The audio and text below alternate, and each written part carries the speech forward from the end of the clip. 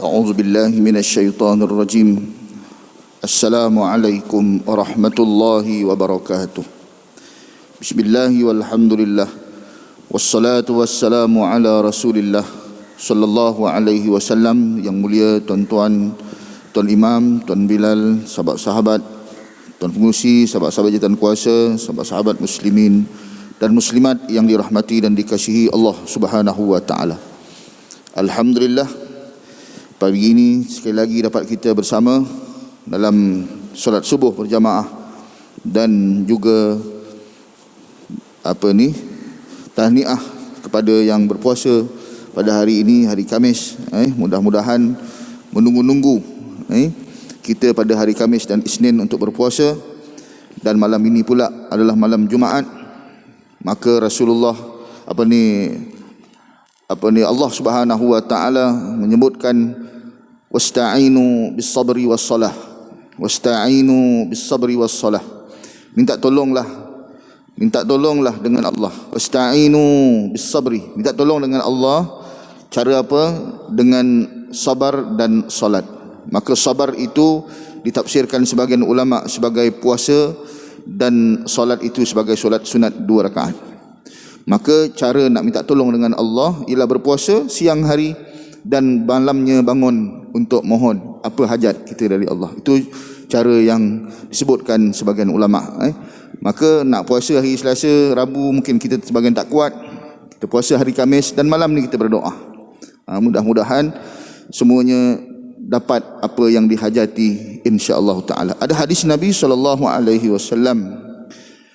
berkenaan tentang apa yang kita sebutkan pada 2-3 hari yang lalu, tentang adab lisan kita, adab hati kita, adab anggota badan kita kepada Allah dan kepada makhluk Allah Subhanahu wa taala. Hadis riwayat yang sahih akhrajahu Al-Bukhari wa Muslim. Baginda Rasulullah sallallahu alaihi wasallam bersabda, "Man kana yu'minu billahi wal yaumil akhir." Siapa yang mengaku bahawa dia beriman kepada Allah dan hari kiamat. Kalau dia mengaku dia beriman dengan Allah dan hari kiamat, falyuhsin ila jarih, maka hendaklah dia buat baik kepada jirannya. Kan bukan hubungan dengan Allah tu secara langsung, tapi hubungan dengan manusia.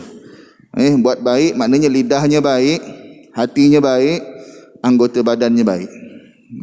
Tapi yang dilihat oleh jirannya anggota badannya dan lidahnya. Kan hatinya tak nampak, Allah yang perasan. Allah yang tahu. Ya. Falyuhsin ila jarih, maka hendaklah dibuat baik kepada jirannya. Buat baik pada jiran yang baik, ia senang. Buat baik pada jiran yang tak baik, ni susah sikit. Balas dendam tu memang ada kesumat dalam hati. Mudah-mudahan Allah hilangkan. Sambung lagi hadis tadi, wa man kana yu'minu billahi wal yaumil akhir, barang siapa yang beriman pada Allah dan hari kiamat, falyukrim dhaifah, maka hendaklah dia muliakan jirannya, muliakan dhaifnya. Dhaif apa ni? Tetamu dia, daya dia datang bertandang ke rumahnya, hendaklah dia muliakan. Duduk di tempat yang dia duduk. Dia duduk atas kursi, daya dia duduk kat bawah, tetamu duduk kat bawah. Ni tak muliakanlah. Rasulullah sallallahu alaihi wasallam yang datang ke rumahnya bukan sesiapa, anaknya sendiri, Fatimah. Rasulullah sallallahu alaihi wasallam bentangkan kain suruh Fatimah duduk. Anak dia sendiri. Kita anak dia, kau bila sampai? Dah sampai dah. Duduk makan apa-apa. Rasulullah, Devnya siapa? Anak dia, Fatimah, isteri Sayyidina Ali karamallahu wajhah, datang ke rumah dia dimuliakan. Begitulah juga kita, apatah lagi orang-orang yang lain. Tunjukkan bahawa kita adalah orang yang baik. Apatah lagi ia sebagai tetamu Allah.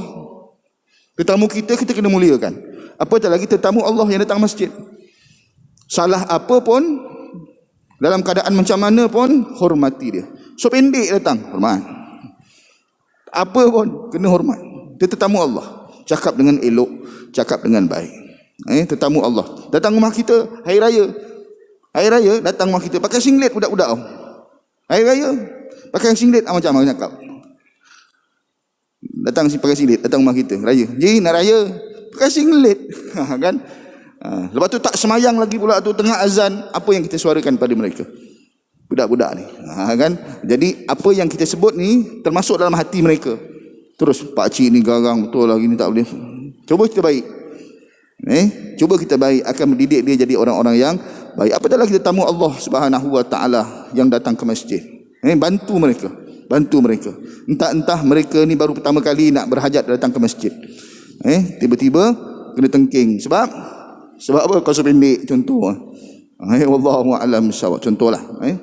Yang seterusnya, baginda Rasulullah sallallahu alaihi wasallam kata, wa man kana, dia ada 4, ada 3. Tadi jirannya, yang kedua dhaifnya, wa man kana yu'minu billahi wal yaumil akhir, maka siapa yang beriman dengan Allah dan hari kiamat.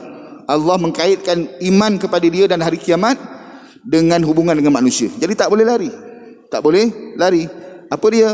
Falyakul khairan aw liyaskut, maka hendaklah dia cakap benda yang baik, dan hendaklah kalau tak ada dia diam saja.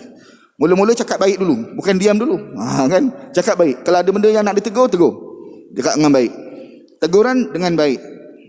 Menyuarakan perkara yang kita tak puas hati dengan cakap yang baik. Cara yang baik, cara yang baik. Cara yang baik. Semua cara yang baik. Nak mengatakan kemarahan pun cara yang baik. Betul? Kita punya marah pun ada nampak kesantunan orang-orang Islam. Gitu. Ini kadang-kadang gurau pun dah macam apa dah. Gurau punya nak gaduh. Gurau. Wallahu a'lam bissawab. Jadi mudah-mudahan apa yang keluar daripada mulut kita, walaupun marah, walaupun nak tegur, walaupun apa sekalipun, ia dengan cara yang baik. Wallahu a'lam bissawab. Tapi dah 3-4 kali Ustaz buat, penampar je Ustaz. Jangan. Relax lah. Wallahu a'lam.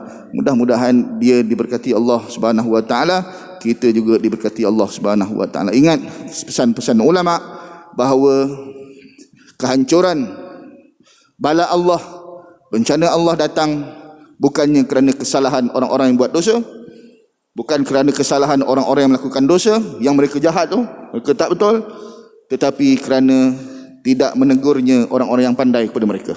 Itu sebab kehancuran akan datang, insya-Allah taala. Tetapi kalaulah orang-orang yang menegur itu dengan cara yang tak baik, permusuhan akan berlaku di antara orang yang ditegur dengan orang yang menegur. Tak percaya? Anak kita tegur garang pun berlaku sesuatu. Anak kita tengking marah pun akan berlaku sesuatu, dia tak tegur kita. Apatah lagi orang lain. Apatah lagi orang lain. Apatah lagi orang yang lebih tua. Anak kita pun yang kita tanggung sekali makan beras apa semua pun akan buat sesuatu yang tak baik pada kita kalau kita garang pada dia, tengking tak tentu pasal. Jadi tuan-tuan kasih Allah Subhanahu wa taala, jangan jadikan orang menjauhi diri kita. Kerana saya ingat pesanan dari almarhum Tuan Guru Nik Abdul Aziz Nikmat. Dia kata apa? Apa makna hikmah? Hikmah, dakwah dengan hikmah. Hikmah ialah mendekatkan diri orang yang kita nak dakwah ni kepada kita, supaya kita mudah bawa mereka kepada Allah. Boleh ulang balik. Apakah makna hikmah? Di dalam kitab Al-Mau'izah, orang yang tulis, dia cakap, tulis buku dia Al-Mau'izah. Hikmah ialah mendekatkan diri, menggunakan ilmu kita ini dengan mendekatkan diri orang kepada kita, supaya kita mudah mendekatkan orang itu kepada Allah Subhanahu wa ta'ala. Aqulu qawli hadha wa astaghfirullahal azim li wa lakum wa lisairil muslimina wal muslimat, mu'minina wal mu'minat, al ahya'i minhum wal amwat.